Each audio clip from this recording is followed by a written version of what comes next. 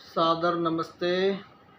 आज का मंत्र है यजुर्वेद द्वितीय अध्याय का 19वां मंत्र है और इसका विषय है कि हम अपने गृहस्थ जीवन में जो दोष हैं उनका क्षरण उनको दूर करें। तो गृहस्थ जीवन के बहुत सारे ऐसे दोष होते हैं जो हमें दिखाई नहीं देते, परंतु जब वो प्रकट होते हैं तो हमारी गृहस्थ जीवन को बहुत ही दुखमय बना देते हैं, अशांत कर देते हैं। तो इस मंत्र में आइए देखें क्या है। पाठ मंत्र का इस प्रकार। ओम घृताचिस्थो धुर्योपातं सुम्नेस्थः सुम्ने माधत्तं यज्जनमश्च त उपाच यज्ञस्य शिवे संतिष्ठस्व स्विष्टे मे संतिष्ठस्व। ये इस मंत्र का पाठ हुआ और इसके पश्चात जो अर्थ है वो इस प्रकार से है। घृताचिस्ता धुर्यो,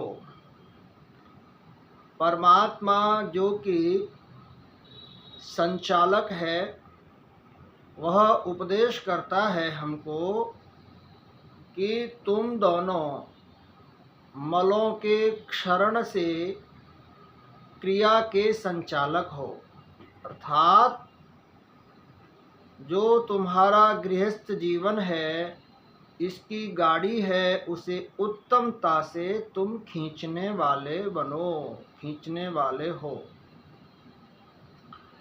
तो जो क्षरण की बात कही अर्थात उनको नष्ट करना है, किसको? जो गृहस्थ में दोष हैं।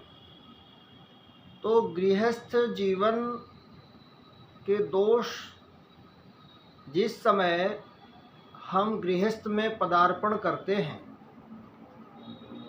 उस समय बहुत सारी ऐसी बातें हमारे सामने हमारे पुरोहित के द्वारा बताई जाती हैं जिसमें वचन दिए जाते हैं। पत्नी पति को वचन देती है, पति पत्नी को वचन देता है, सप्तपदी होती है।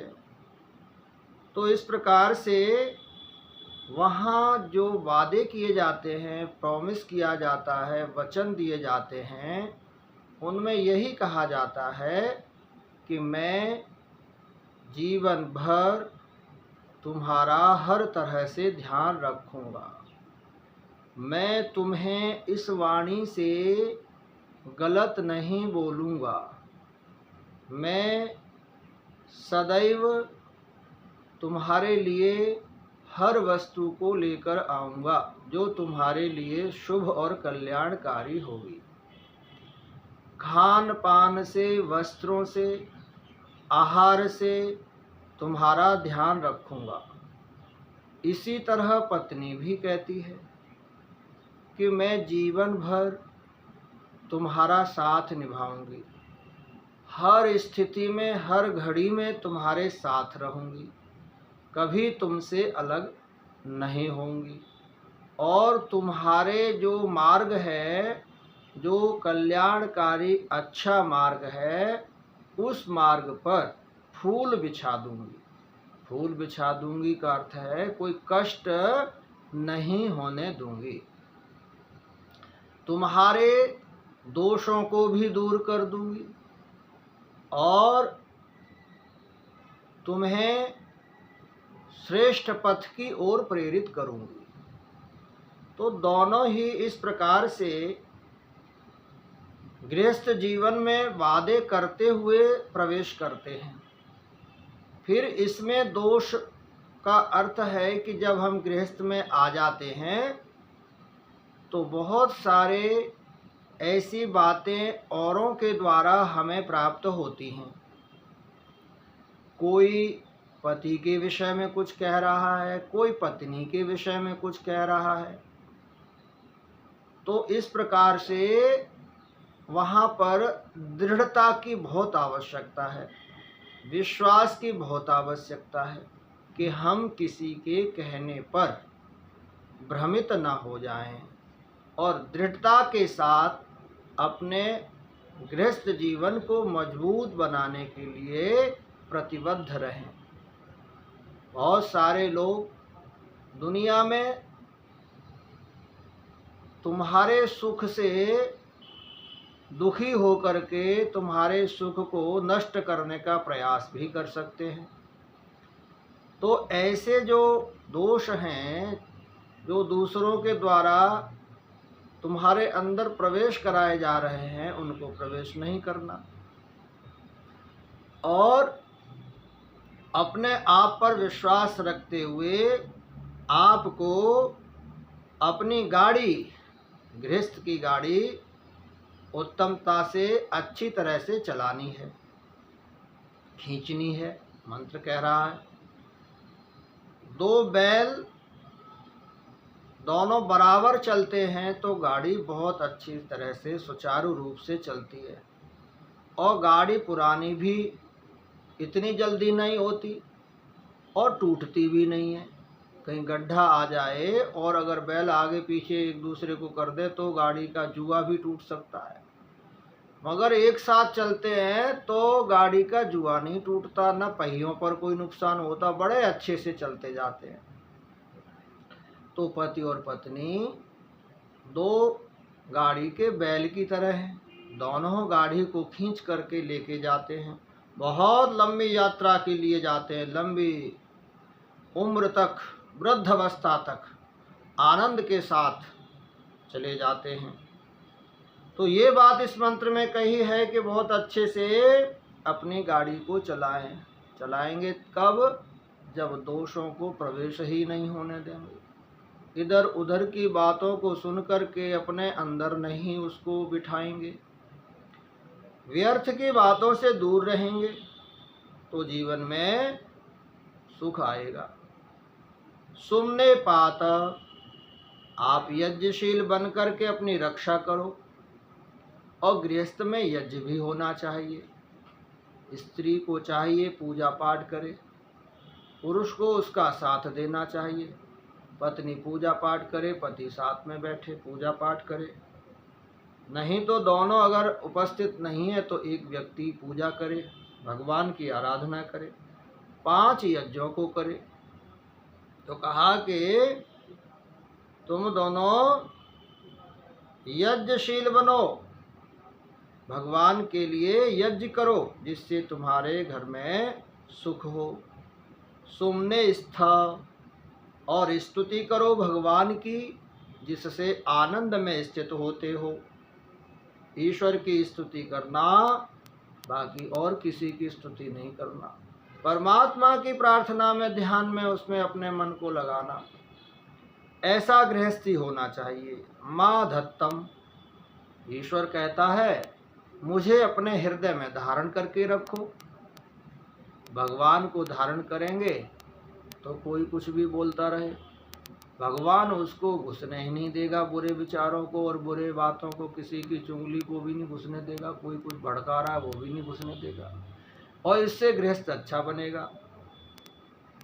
यज्ञ नम च, यज्ञ और नमन तेरे समीप हो। तो परमात्मा के समीप अर्थात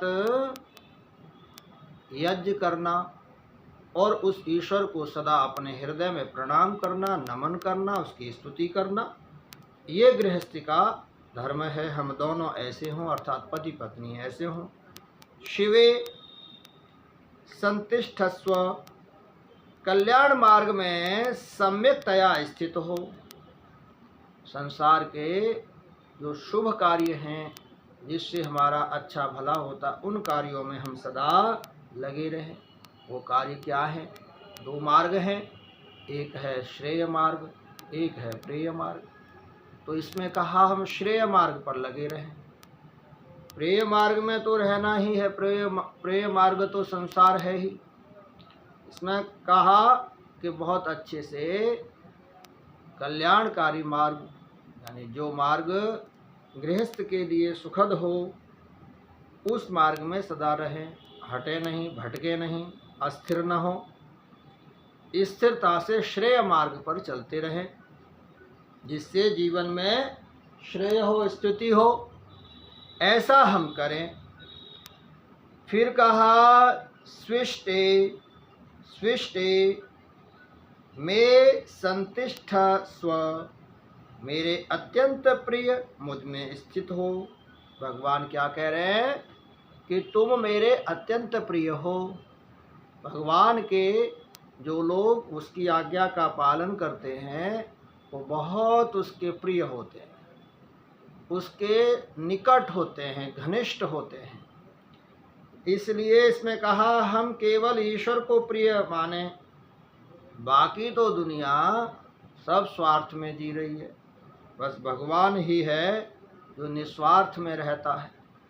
तो जो मनुष्य परमात्मा के अधीन रहते हैं, परमात्मा के सानिध्य में रहते हैं, वो गृहस्थी, वो मनुष्य सदा खुश और प्रसन्न रहते हैं।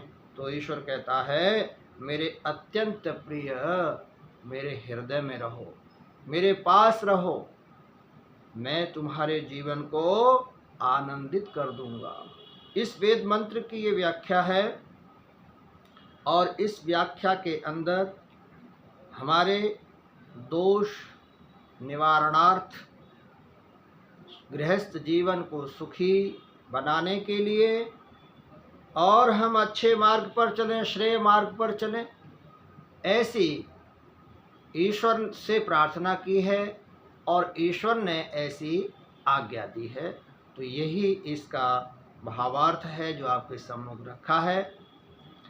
आप सुनते हैं, बहुत अच्छा लगता है आप सुने वेद मंत्र की व्याख्या, क्योंकि मैं वही बात कह रहा हूँ जो इस मंत्र में है, अपनी तरफ से बहुत कुछ नहीं बोल रहा हूँ। समय को देखते हुए उतना ही समय, लगभग 12-13, हद से ज़्यादा 15 मिनट तक का रहता है वीडियो। आप सुने और इस चैनल को सब्सक्राइब कर दें, लाइक और कमेंट भी करें, ऐसा आप सबसे मेरा आग्रह है। धन्यवाद।